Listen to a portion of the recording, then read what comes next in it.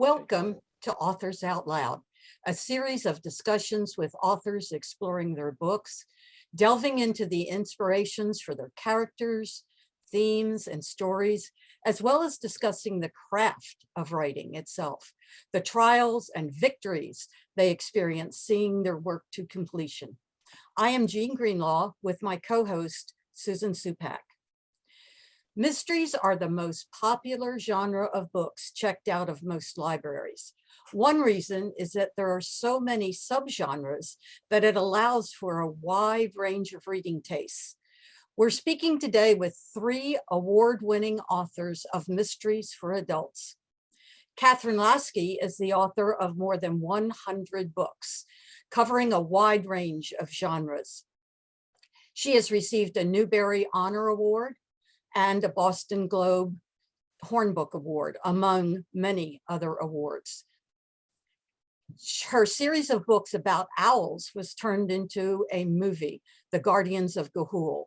Her latest book, A Mystery for Adults, is Light on Bone. Bill Martin has been called the king of the historical thriller. He is the recipient of the New England Book Award and is a New York Times best-selling author. His latest book is December 41. Catherine Hall Page is the only person to receive an Agatha Award in 3 categories: Best First Novel, and Best Short Story. Her series about Faith Fairchild has reached 25 books, with the latest being The Body in the Wake. The 26th book is in the series, The Body in the Web, will be available in May of 2023. Welcome to each of you. Kathy Lasky, we're going to begin with you.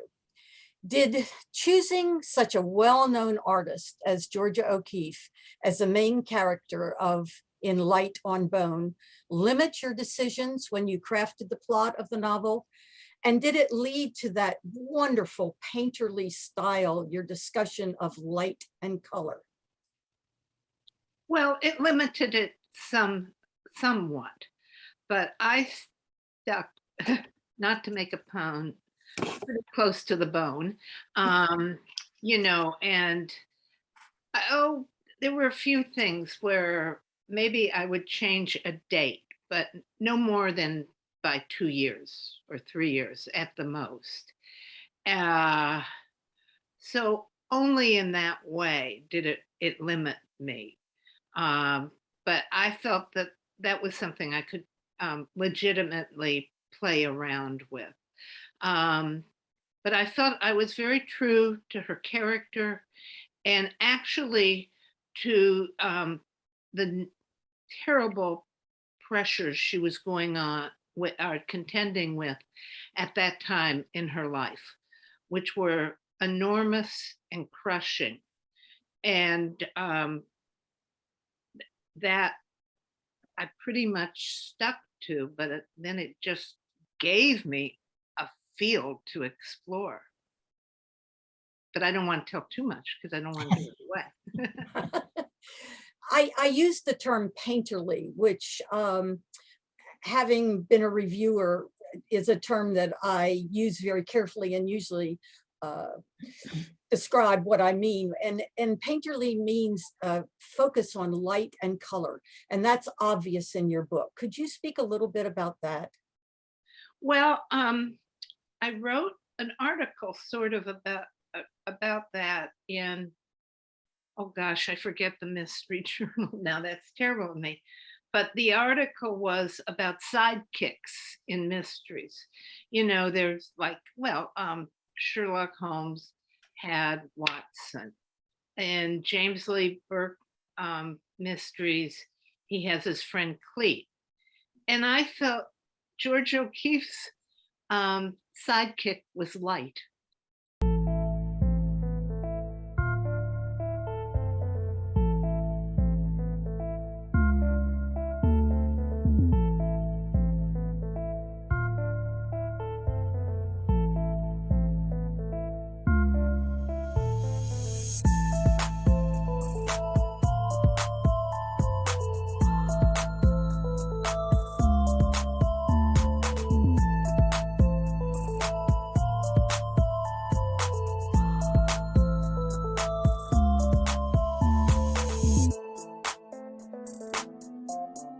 And it helped her see things in a different light. It brought a non-professional, but still very incisive kind of vision. And I didn't want to overdo it or make it too theatrical, but there is one instance where she gets up and goes back to the original crime scene, which is in the desert. And she sees this glint just as the dawn is breaking. And of course, it's coming from the east because it's dawn. And she sees this little glint in the sand, and it's a coin. And she picks it up, and it's not. It's a British coin, and that's very important. All the others had skipped over it, and maybe it was justifiable because this is a day after the murder. The wind blows, sand moves, and all of that. But she saw that. So that's and then there's another thing with the shadows. She did a great series of great portraits of these churches that had the crucifix on top of the church. And I'm sure you've probably seen some of these, but the shadow of the cross is just amazing. And it just overpowers every other detail in the painting. I mean, so you use that kind of stuff. Light was her sidekick, as I said. It certainly was. It's a wonderful book, and it's as though you painted the story for us. It's really nice. Catherine Hall Page, welcome. Thank Your you. novels are sprinkled with colloquialisms. I love them from all the different locales in your novels. It just feels so much like I'm in whatever area you're writing about to read the different little tidbits that you put in there. For example, in The Body in the Wake, that novel, you use the term rusticators. I actually looked that up. It's wonderful, describing the families who came to spend long summers on the coast of Maine. And that's just an example. That's just one of the things that you throw into your novels. It just grounds your settings with such local color. Do you research an area to discover these local tidbits? And if you do, how much time do you spend doing that? Thank you. The research for the books that are set in Penobscot Bay, where actually I am right now, is in-person research, to the point because my family has been coming to this particular island since 1958. But even with that, I found it, well, first of all, I have to say, to all the librarian lovers out there, I love research. The research can be so much fun that you don't want to stop. And I'm sure Bill has this same feeling, you almost don't want to stop with the research in order to write the book because you just get so involved in the research. And so even though I have a very strong sense of place because I live here part of the year and know so many people, I still had a great deal of fun looking at, there are a lot of books about kind of Maine colloquialisms. And then there is the wonderful Marshall Dodge, who sadly is not with us any longer. He died quite young, but he did these Bert and I, where he told these wonderful stories and collected them. And then I also began asking a lot of my friends here for particular colloquialisms that they used, like an expression on the island, if something is really good, it's finest kind. That's the finest kind. And there was the finest kind restaurant. And then throughout New England, there are certain colloquialisms, like something can be wicked good. You'll hear that, and you hear that in Maine a great deal. So yes, I did do research, and also a lot of research that had to do specifically with the fishing industry. And so having friends who were in that industry and getting, the particulars, and a lot of the research in any of my books, it's going to inform the book. You're not necessarily going to see every single detail in there, but well, the Body and the Kelp dealt with faking of antiques. And so that was a lot of fun to find out how people get taken by fake quilts and other pieces of furniture. The book, The Body in the Fjord, my mother was Norwegian, and I have a lot of family in Norway. And so that book was really the result of a trip, but in the course of that trip, at that particular time, there was a news story that broke in Norway that had to do with these, they were called Liebestrom babies, because the Nazis thought that the Norwegians were just the perfect race. And so they actually, it was a kind of a eugenics where they were, soldiers were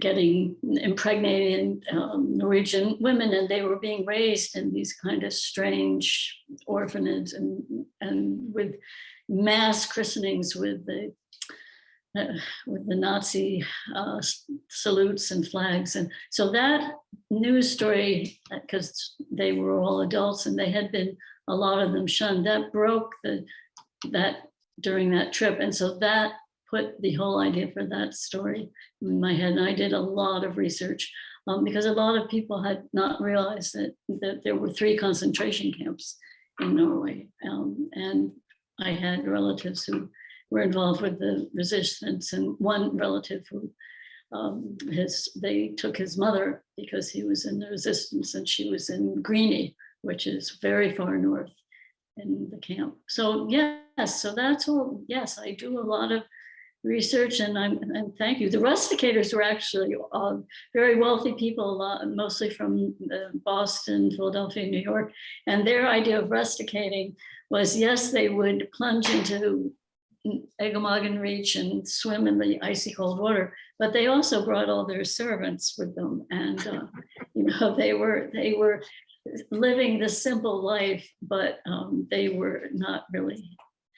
They were roughing it with their domestic staff. Yes, it's what's called glamping now, I think. Oh, glamping. Bill, as a writer of historical fiction, do you choose certain types of villains to coordinate with the historical period you're writing about? What motivates you to choose a particular villain? Is it the time period first and then the villain, or does a villain come to you and you put it in a time period? Well, first of all, when you're dealing with history, most of the people whom we consider villains don't consider themselves to be villains. So there's that to consider.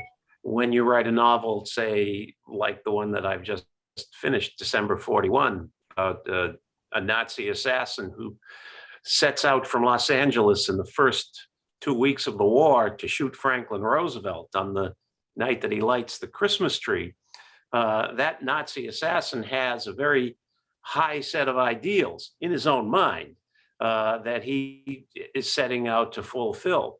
It's always important, as I learned this lesson a long time ago, to give your villains the best arguments. But I never start off by saying that there has to be a particular kind of villain. What I start off with is a plot situation or an idea for where I want to be at the end of a story and how am I going to get there. And those questions are more significant really than the individual villains until we take that next step. I want to write a novel about the California Gold Rush, for example. That was a book that was the book before December 41. So I educate myself about the gold rush first with reading the most broad spanning books that I can of nonfiction about the gold rush. Then I begin to delve deeper into the story by reading the journals of the gold rushers themselves. There were a lot of young men, particularly from the eastern United States, who went to the gold rush and considered that they were going off on their great life adventure before they settled down. They called it seeing the elephant. And most of them loved to write, loved to talk about themselves. So there is an enormous wealth of documentary material about these guys. And as you start reading that kind of material and going to these places and walking the ground, as you start reading that kind of material, you begin to see who the real antagonists are. And they just emerge from the narrative after you've begun to educate yourself. And in the case of the Gold Rush book, it was a real clash of civilizations. The California Gold Rush is probably the first place in America that you could say is a true melting pot, because people come from all over the world, bringing their ambitions and their hopes and their prejudices. And once you start thinking about the ambitions and hopes and prejudices of all these different groups and put them into action, the villains and the heroes will start to emerge from the experiment that you're creating by bringing them all together. So that's probably the best answer. Of course, I have John Wilkes Booth in one book, so we know he's the bad guy from the start. And Hitler makes a brief appearance in December 41, so he's got that cornered as well. So I think that the more significant dramatic villains, the ones that I invent, they have a much longer arc as characters in my books. Speaking of inventing your villains, I know you are quite educated in your history. I know you know a lot about history and a lot of facts. And some authors write to certain audiences. They have an audience in mind. And I'm wondering if you do that, or do you write more for yourself in terms of how you're perceiving the story to be, or do you write in terms of a particular audience that you know reads your books? Does that make sense, Bill? Sure. I was talking with a friend of mine recently, another novelist, Catherine, you guys might know Thomas Cook. Great writer. Yep. Tom's an old friend, and we were talking about this, and we're both late in our careers, you might say. And he said, well, I really now am at the point where I just write a book for myself, the book that I want to read. And I was thinking about that, and I said, I really write the movie that I want to see in my head. And that basically is the way I feel that I'm entertaining people. I'm giving you a movie, except it's in print, and the film is playing in your head. Perhaps because I started as a screenwriter and learned the craft of writing at the feet of famous screenwriters or screenwriting teachers. And from that came my love of the scene, of the set piece, of the big narrative, the big story on a broad canvas. And so I have the feeling when I sit down to write that there will be an audience, that there are other people out there that like this kind of story. And once I've settled on the material that excites me, I try to infuse it with the same kind of trademark. I like to think it's a trademark anyway, the kind of drama that I've built into the novels that have kept me doing this for a long time. My favorite quote about this is from Madeleine L'Engle, who wrote Wrinkle in Time and other great books, is that she described her writing process as taking dictation from her imagination. And when I came across that very early on in writing the books, I thought that really nailed it for me. It's you're kind of, and I realized that I was I was really writing the kind of book I like to read, and, Yeah. and I was taking this dictation from my own imagination. I love that. But And when that happens, it's you know it. You suddenly know you've gone into a zone, and you no longer need to be staring out the window saying, God, what's a better word to use here than this? And is this sentence too long? Things like that. You just let it fly when suddenly the imagination clicks in, and the characters whom you've worked so hard to create suddenly start to talk back to you and do what they want to do, not what you want them to do. And that happens, and that's a wonderful experience when it does. Well, Bill, would you read an excerpt from your latest book for us, December 41? Okay. I'll read the first few paragraphs. Is that all right? I love those. May I interrupt to say that I told Bill the opening of his book has to be one of the greatest openings I've ever read in a book. you cannot put it down. Thank you, Kathy. I appreciate that. It was the largest radio audience in history. Well, this is the dateline on this is Monday, December 8th, 1941. It was the largest radio audience in history. On the cold coast of Maine, they were listening. Down on Wall Street, trading stock so they could listen. On assembly lines in Detroit, they were taking long lunches so the auto workers could listen. In Chicago, the butchers stopped slaughtering in the stockyards to listen. In Kansas and Nebraska and Iowa, where they grew corn and wheat enough to feed the world, now that the rains had returned and the dust had stopped blowing, the farmers were listening there too. In all the places where the muscle and sinew of America bound one state or town or family to another, they were listening for the warm baritone and patrician inflections that somehow never sounded too upper crusty coming out of the radio. Because America had awakened that morning to the cold reality of war. War in every time zone. War encircling the earth. War once more as the original human fact. In Hawaii, US Navy battleships burned beneath great funerary clouds of black oil smoke. In the far Pacific, Japanese troops attacked along every line of latitude and longitude. In swirling blizzards of blood and snow, Russians and Germans slaughtered each other before Moscow. Across Europe, jackboots echoed and resistance guttered, while U-boats stalked freighters on the roiling gray Atlantic.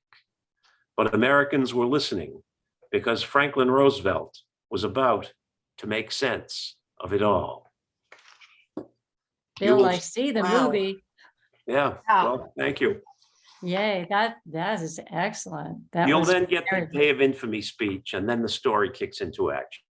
We that's true. follow Roosevelt's voice out across America until it settles in Los Angeles, where we meet the characters who will be the players in this drama, all of them Yeah. listening in their various locations. And it starts out in a hurry and just goes on from there. The action Good. begins right away. For those of you who haven't read it yet, hold on to your seats, get your seatbelts on. Catherine Hall Page, you are currently writing the 26th book. That's awesome. Congratulations, my dear. 26th book of the popular Faith Fairchild series, which is just a terrific read. And I have a two-part question for you. Okay. First of all, was Faith's character development over the span of books planned, or did it somewhat develop in the process of writing your book over this period of time? And secondly, and I can repeat the second question if you want me to later, is the growth in the life of Faith Fairchild one of the secrets in keeping this long-running series fresh? Okay, I will answer them both together. When the first book, The Body in the Belfry, came out, one of my closest friends said, I really love the book.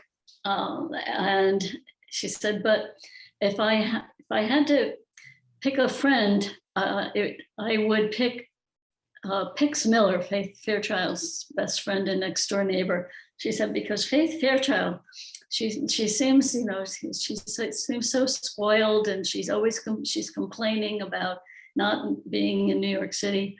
The character Faith Fairchild, she's a native New Yorker. She grew up in Manhattan, and she falls in love with this New England minister, and she finds herself in this small town of Aylford outside of Boston. And it's a real culture shock for her.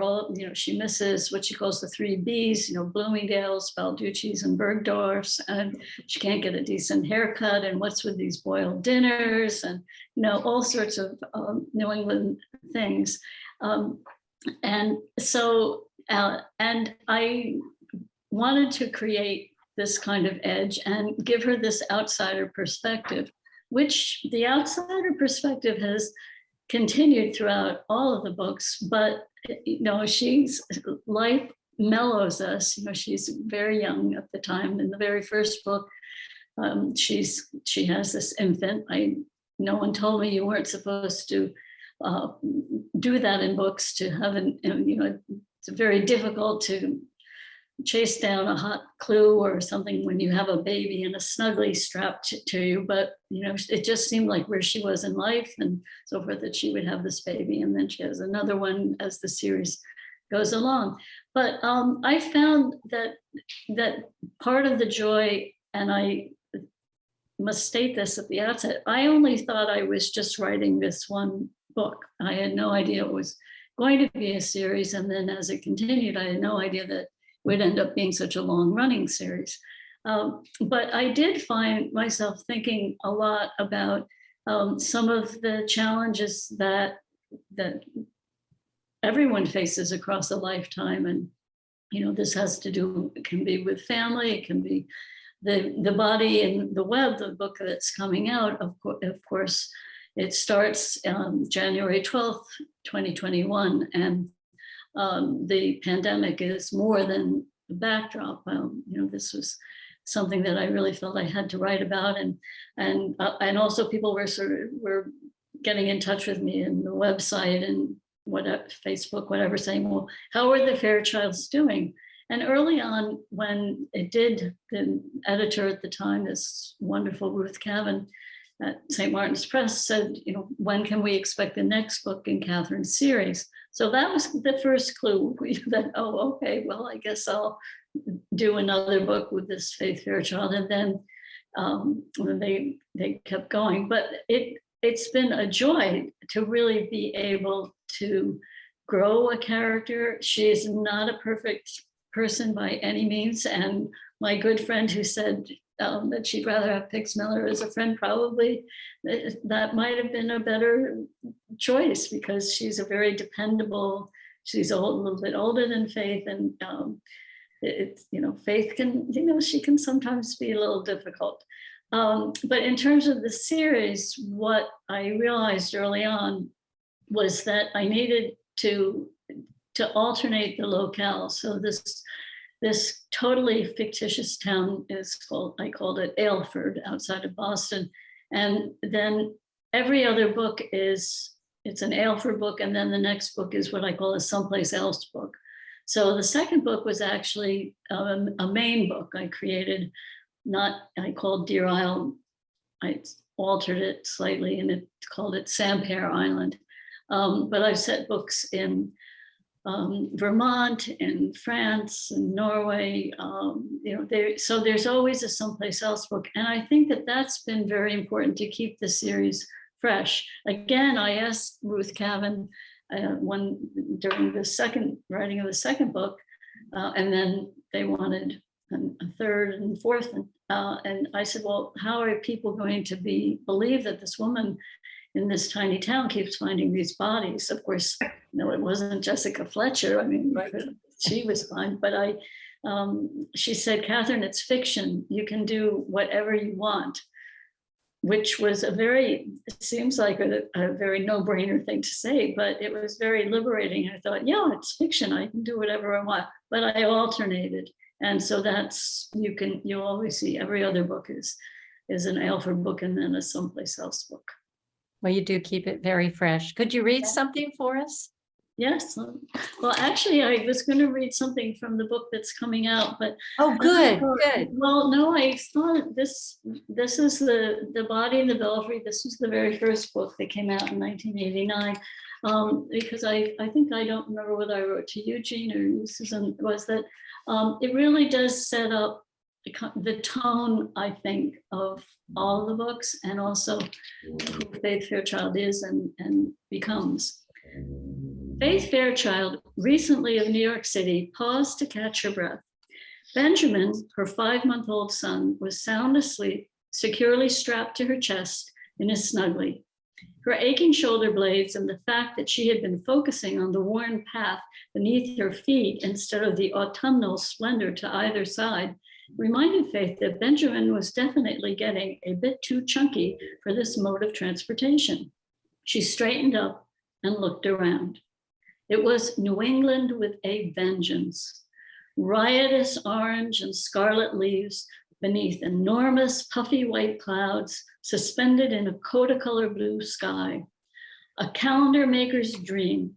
And of course, brisk, clean air as crisp as a bite of a Macintosh apple just off the tree. Faith hated Macintosh apples. Oh, that's great. That's wonderful. That is a wonderful way to introduce a character. And it's obvious that she has been very successful for you, or you have been successful for her. Kathy, let's go back to you. 20 years ago, you wrote a series of mysteries. And then you took a turn as a very successful award-winning children's author of both children's and young adult books.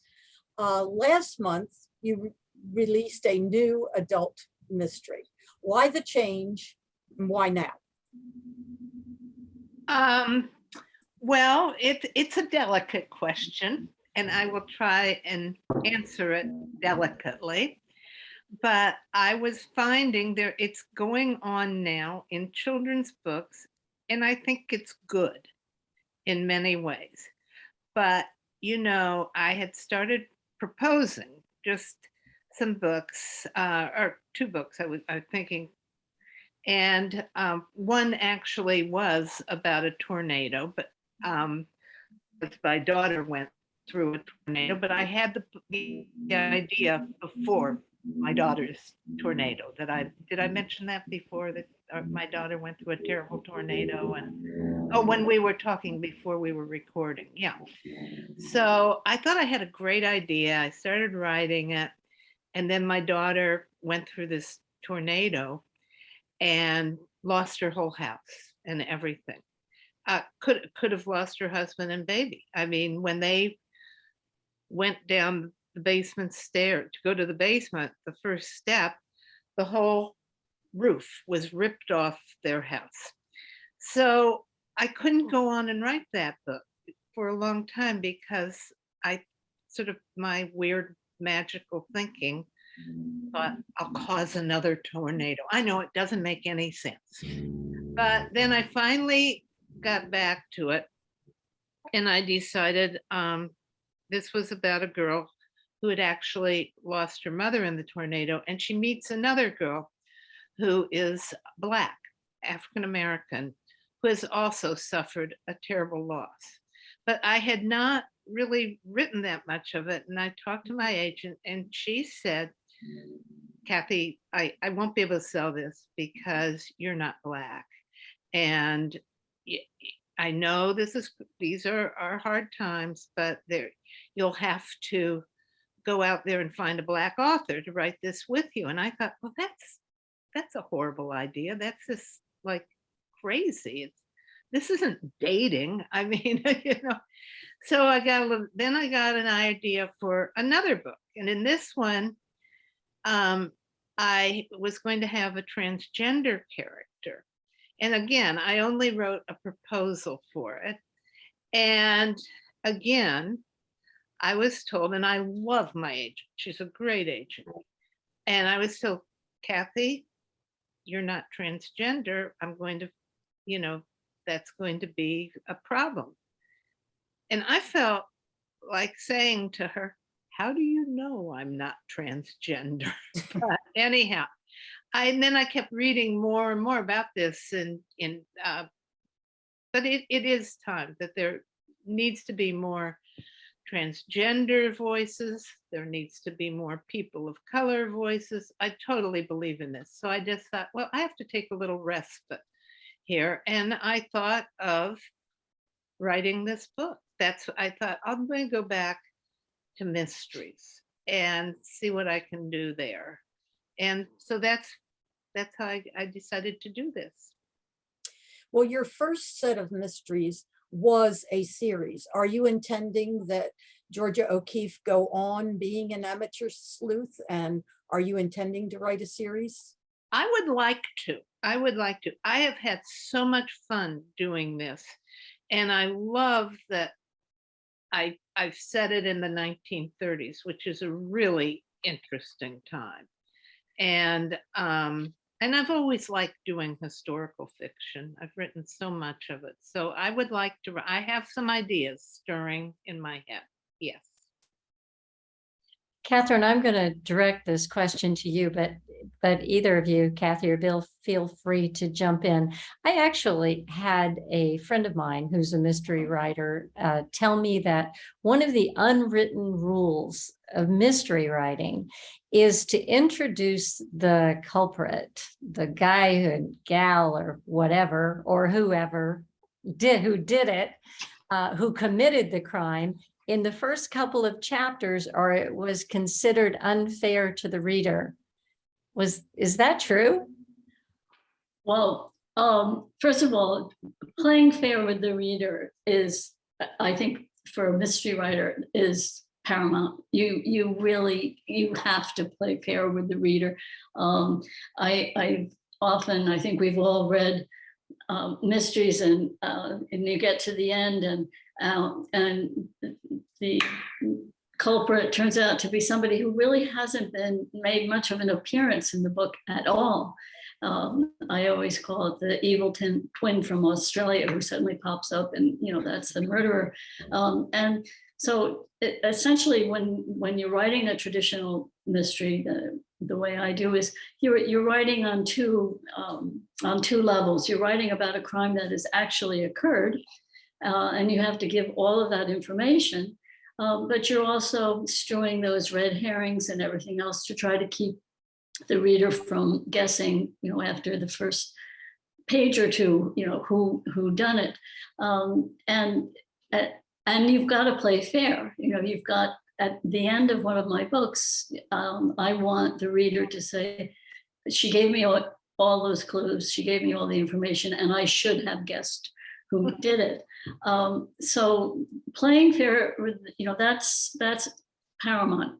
But when it comes to rules, and I was thinking a lot about this these last couple of days, because there are all sorts of rules for writing and then for mystery writing. And I think my favorite is Elmore Leonard. If you can Google it and look up, he wrote, it's his 10 rules for good writing. It not necessarily mysteries.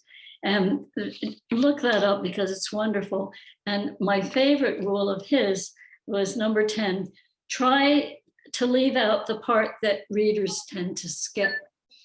So, and I'm sure Kathy and Bill can jump in. Bill, you may remember those Haycroft rules for writing mysteries, and there are all sorts of other ones. And you have to break the rules. I love reading rules, even if I don't agree with them, like Elmore Leonard's 10 rules you've just alluded to.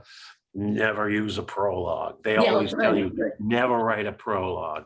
Well, half of the books I've written have prologues, and I am happy to say that people still read them and enjoy them. I once did a lecture on at a writers' conference on 7 great movie lines and what they can tell you about your writing. And one of the movie lines comes from Butch Cassidy and the Sundance Kid. He says, "Wow, wait a minute, we have to discuss the rules. There are no rules in a knife fight."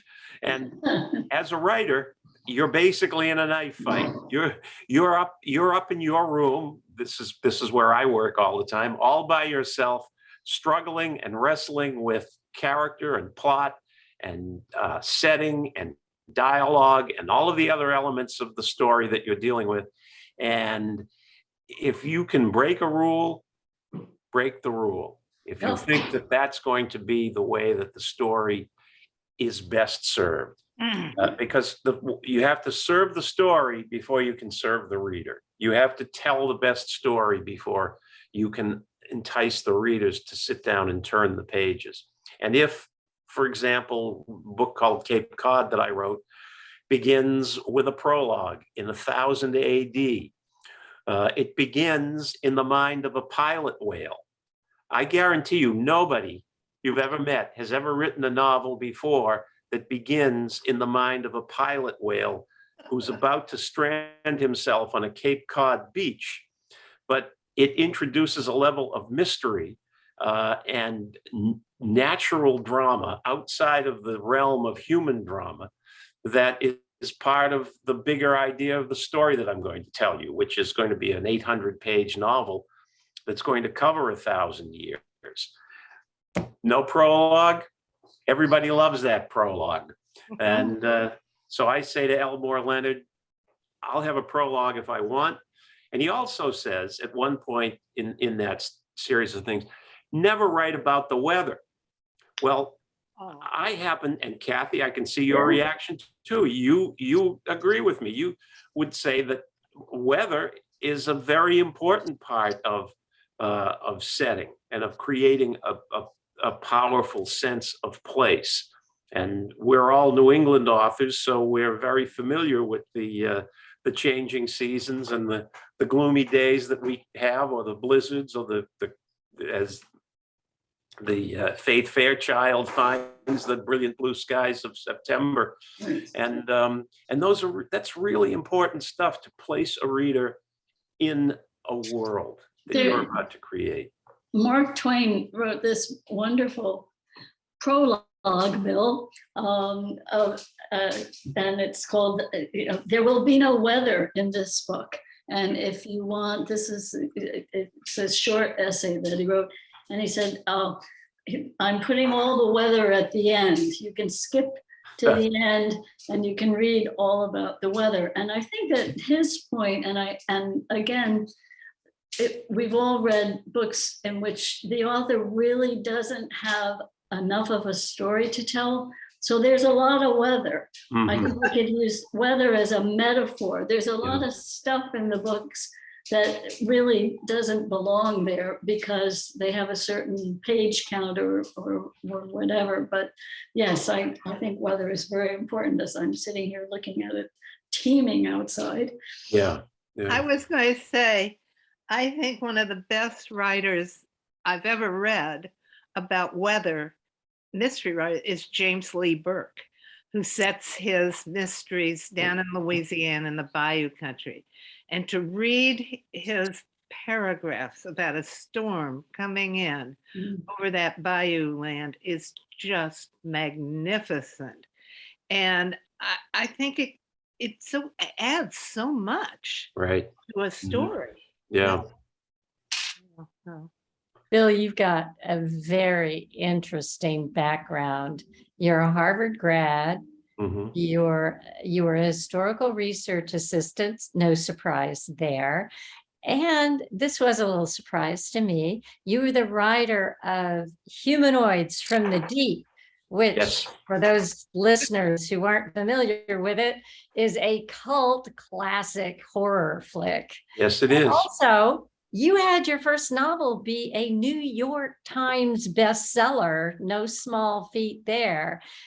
That's some pretty novel experiences. Can you talk a little bit to us about some of that? Well, I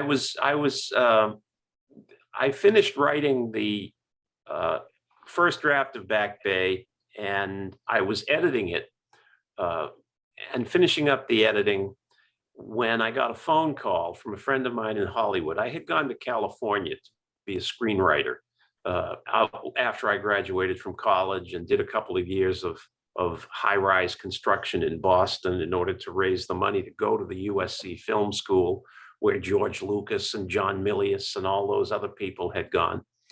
And I had made a few connections out there, including Roger Corman's story editor. And she called me up one night, and I was having one of those young writer out of the body experiences at my desk, because I was reading the final printed version of Back Bay, and I suddenly realized that I was no longer hearing the voice in my head. It was coming off the page, and I said, "Wow, I think these characters have a life of their own now." And so while that's going on in my head, she calls. Her name was Frances Dole. She's Roger Corman's right-hand man, a woman, and she said, "We have an assignment for you." And I said, she said, "Are you busy?" I said, "I won't be in about 2 weeks." She said, "The movie is, and all we have is the title, is called Humanoids from the Deep. Oh, and we have a tagline too." "Well, what's the tagline?" "They hunt human women, Uh-oh. not for killing, for mating." Well, Uh-oh. is right. Well, when you're a young writer and you don't know what the next project is going to be, and here is an opportunity to matriculate at Roger Corman's College of B-Movie Knowledge. Roger Corman, of course, had given a start to Peter Bogdanovich, to Jack Nicholson, Robert De Niro, Francis Ford Coppola, the whole generation that had preceded us.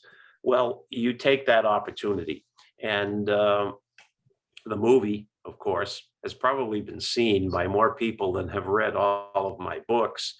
And I basically use it now as a good series of punchlines for my writing experience, because as soon as I was finished with that and came back to Boston, the excitement around Back Bay started to bubble. And in the kind of rare fairy tale story that seldom happens with a first novel or a second or a fifth, everything that needed to happen in 1980 for it to become a bestseller happened. And I was too young and inexperienced to realize, because I was only 29, to realize what a lightning strike it really was. And since then, I have gained wisdom and a deeper understanding of how hard it is to be hit by lightning every time you write a book. But that's the story of the transition from Back Bay to Humanoids and back to Back Bay again. But I learned a lot on both of those projects. You're always going to learn something, no matter what you're writing, something good or something bad. And one of the things I did learn was that I was not cut out to write horror. Well, it was a learning experience. Yes. And you put it to good use. Mm-hmm. Kathy, I've heard you give several lectures recently. I was so pleased to be part of your lecture in Boston, to be in the audience at your lecture in Boston. And I heard you say there that light is a character in your book, and you've really given us a good explanation of that. You've said that light was a sidekick in the book, Light on Bone. I'd like you to talk about another comment that I heard you make on a lecture that I heard sometime this week. It's something you posted. You said truth is more important than accuracy. Could you talk about that a little bit?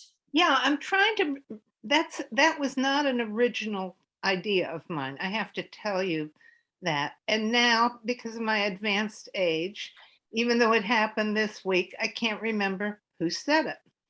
But I think basically they said there's a deeper truth than the facts. And so that, of course, made me feel very good about manipulating, and I don't even think I should call it manipulating, but saying that something that happened on July 10th actually in, say, 1934, when my book is set, didn't happen until August 10th.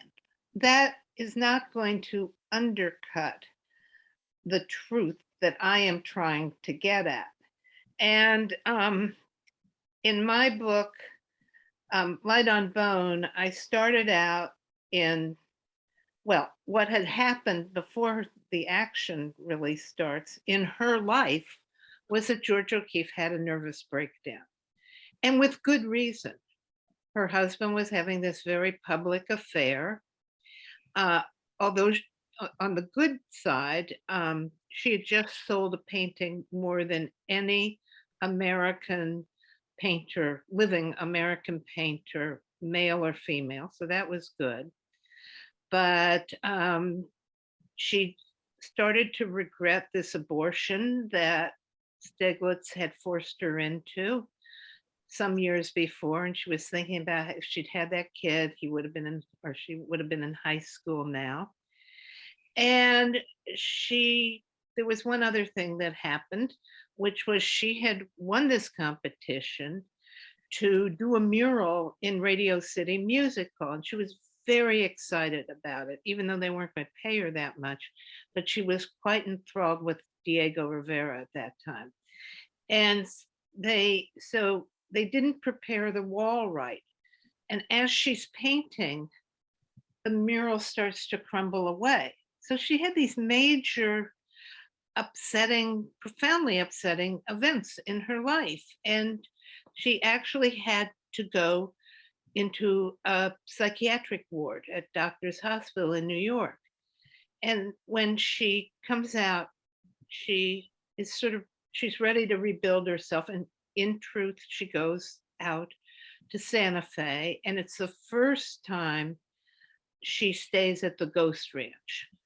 So there's all that truth that happened.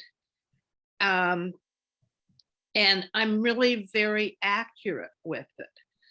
But maybe I changed a date or two, not by even a year, maybe a month. But the truth of the matter is, this is a person who was wrecked and ready to rebuild herself. I don't like to say recovery as in recovery, because that sounds like it's alcoholic or something. She had been torn apart by genuine reasons. So I just felt when I heard that, and I can't remember where, that was so important to remember, because I don't like to play fast and loose with facts, but there is a certain underbed, or whatever you want to call it, that's as solid as any rock. And that's what you have to try and get at. There's an old saying that history tells us what happened. Historical fiction tells us what it felt like. And Nice. that's what that's the distinction. And Yeah. you've just defined it for us there. That's a great quote, Bill. I like that very much. Yeah. That's a good one. Kathy, would you read a selection from Light on Bone for us, please? Yeah, here I go. It's in the very beginning of the book, where she is out there. I have so many different pairs of glasses that I have to read and write from. It's not funny. The light in this high, wild country was infinitely fascinating, and Georgia had become attuned, deeply attuned to its endless shifts. There was a point, perhaps an hour before the dawn, when darkness frayed into a silvery dust, bleaching the last of the stars. And that is when she rose from her bed, as she did now, went outside wrapped in shawls, and climbed the ladder leaning against the adobe casita to the roof and into the sky. She could smell the rain that had passed through earlier in the night. The earth always smelled different after these nighttime showers. She looked toward the Pedernal. They called it a mountain, but it was in fact a mesa. The word itself, Pedernal, meant flint. She had filled a sketchbook with drawings of it.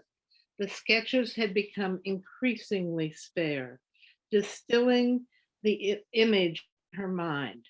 She began to think of it as her private mountain.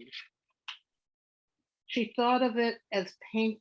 She thought if she painted it enough, it would belong to her.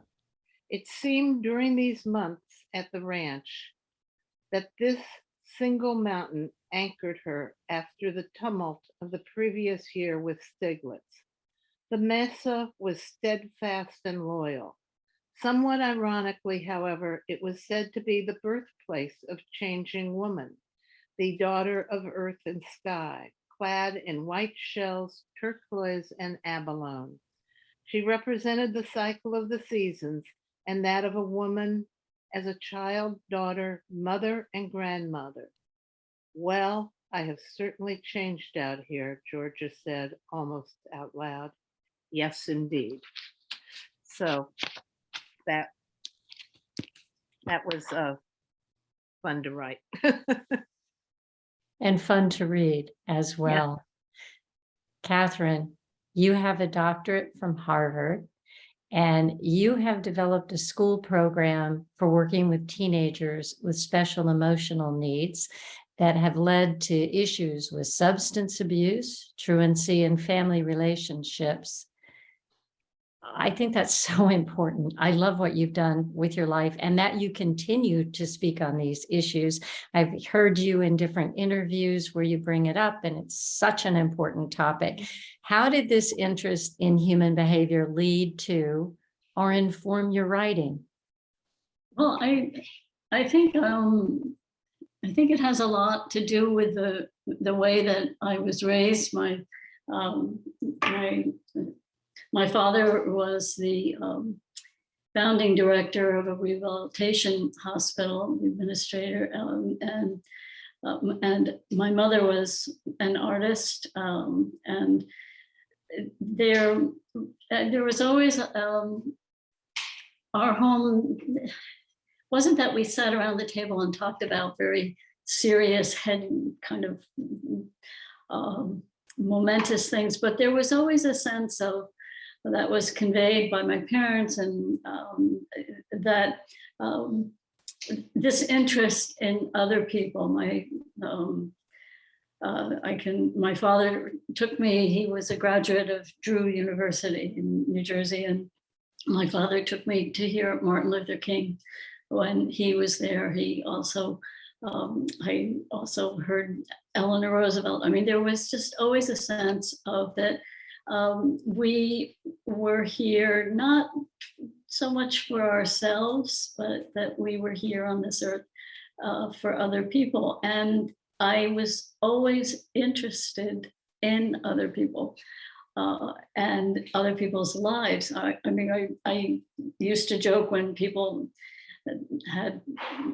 took home movies, and before other kinds of technology entered, I will sit and watch your home movies. I want to know all about your family. I want to know where you grew up. I want to know, who, how many siblings you have. I want, all of this is when I meet someone, I really want to hear, I'm the person in the ladies' room, that people will come up and tell amazing things. And all the women here know that sometimes you can just hear amazing things in situations like that. And so it was kind of a natural progression for me to, I don't like what I call soapbox mysteries or that kind of writing where you have a certain point of view that you are ramming home to a reader.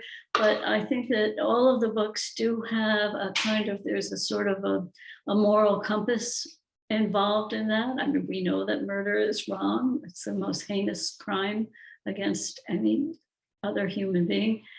So these things enter it. And then in terms of all of the years that I was teaching, and I'm still working well with the in Boston with the Youth Advocacy Foundation, and here on the island with Island Health and Wellness on the problems of for all ages of addiction. And it's just something that I feel a need to do. And I think when we were talking earlier, I told you that I feel extraordinarily lucky that I've had these two careers.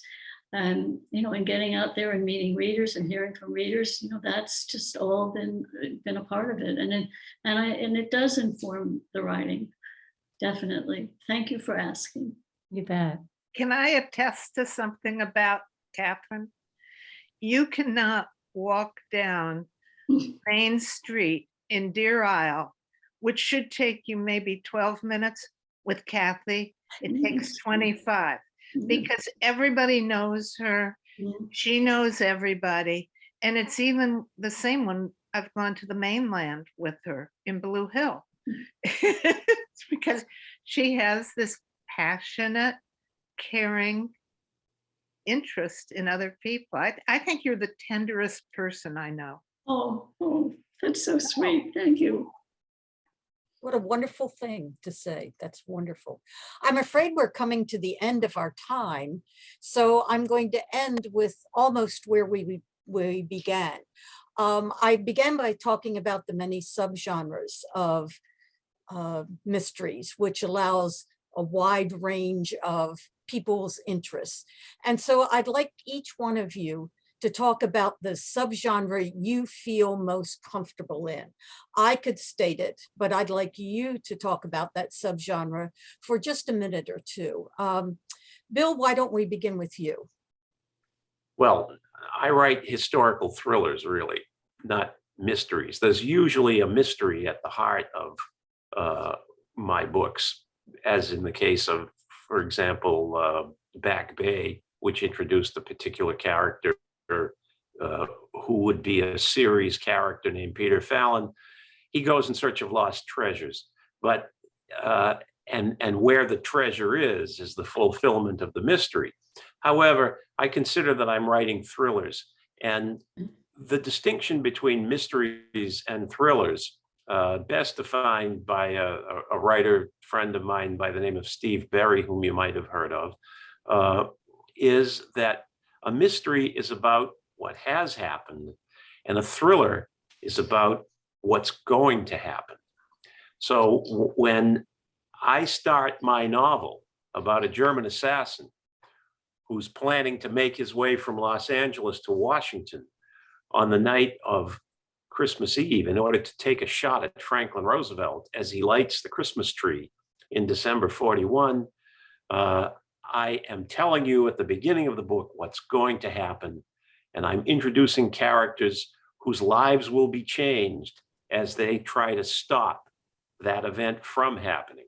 And that's how the suspense is built. It's not in the event itself, but in the fates of those characters traveling toward that event. And that's what keeps you turning pages. And I think that sort of distinguishes me in this conversation anyway from Catherine and Kathy. I will be using that in my talks because I give talks about mystery writing. So that has been wonderful. Catherine, where do you place yourself in this subgenre? No, it's when I thought about that, a lot of how you are defined is how your publisher, the niche, what the publisher, how the publisher wants to define you. So that marketing will sometimes refer to my books, you know, that because Fairchild is a caterer, so, you know, they end up with this food angle. And I even have occasionally been defined as like an ecclesiastical mysteries, even though it's a kind of conglomerate of many different Protestant religions.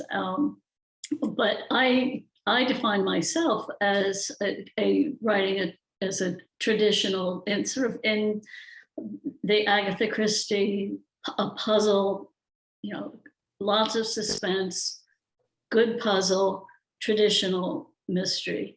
I don't like the term cozies, which is also another niche marketing thing that publishers will do, because that was a derogatory that was coined by him. And I think I don't remember whether, I think it was Raymond Chandler who wrote that essay about these books in which more tea is spilled than blood, and just really knocking them. But on the other hand, if that's something that people feel comfortable with and they want to call them cozy mysteries, because people do tell me that they find, because at the end of my books, you always know who done it. And in some mysteries, that's in noir mysteries, which I love to read too, you don't have that sense of at the end that where the things are, order is restored. In my books, at the end, order is restored, and it's that kind of a universe. So that I would say probably a traditional mystery. Okay. And Kathy, though you're not new to the genre, of course, because you had a career in that area before, where do you place yours? Well, I think, again, it's this thing about how the publisher wants to categorize you. So I would say they would categorize me as amateur sleuth, because George O'Keeffe and Callista Jacobs, one of my first, was a children's book illustrator. And definitely, I'm not going to write a police detective kind of thing. I just don't know that much about it. And to me, that wouldn't be that interesting, but I like to read really good police detective mysteries. I like to read them, but that's just not going to fit me, so I just let the publisher decide what they want to call this. When I wrote those Callista mysteries, I don't know. I don't even know whether the term amateur sleuth existed back then. It was so long ago. But, that's I guess how other people would categorize this. And it's a mystery and it's not a thriller. With a thriller, I always think there's sort of like a time bomb that's going to go off, like in Bill's book, So I'm not working against a clock exactly like that. Well, this has been an absolutely wonderful event for all of us. Thank each of you. It has been warm, it has been wonderful, and it's been tremendously informative. And my co-host Susan Supak and I thank you all for this. Yes, And thank you. I certainly hope all of our audience goes out now and reads each of your books. If you haven't known these authors before, now you do. You can feel a connection to them and get connected with their books. Thank you very much. Thank Thank you. you, Thank Jean you. and Susan. Terrific questions. Thank you both. Yeah. It's been fun.